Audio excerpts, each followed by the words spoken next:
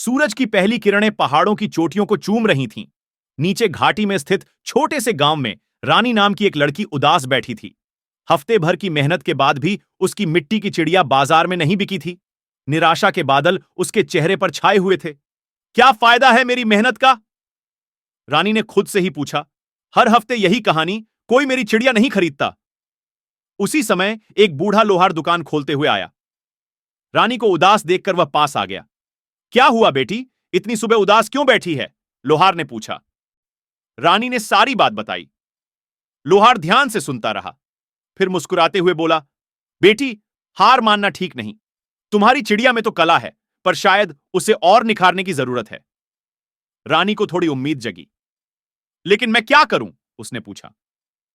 लोहार ने थोड़ी देर सोचा, फिर बोला, चल मेरे साथ आ। वह रानी को अपनी दुकान पर ले गया। वहां हथौड़ों की खनक और आग की धधक सुनाई दे रही थी। लोहार ने लोहे का एक टुकड़ा गर्म किया और उसे हथौड़े से पीटना शुरू किया। लोहे की चिंगारियां उड़ रही थीं।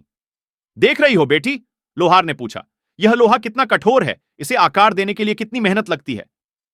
पर हार नहीं मानते तो इससे भी सुंदर चीजें बनाई जा सकती हैं। रानी ध्यान से देखती रही। लोहार ने कुछ समय में ही लोहे के टुकड़े को एक सुंदर घुंघरू का आकार दे दिया। अब इसे अपनी चिड़िया के साथ जोड़ो, लोहार ने कहा।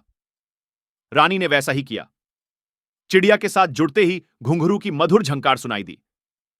रानी के चेहरे पर मुस्कान लौट आई। अगले हफ्ते बाजार में रानी की चिड़िया सबसे पहले बिकी। उसकी मधुर झंकार ने सबको अपनी ओर खींच लिया। रानी खुशी से झूम उठी। उस दिन रानी ने सीखा कि सफलता के लिए कड़ी मेहनत के साथ साथ थोड़ा नयापन भी जरूरी होता है। हार मानने से कुछ नहीं मिलता, बल्कि कोशिश करते रहने से असंभव भी संभव हो जाता है। शिक्षा।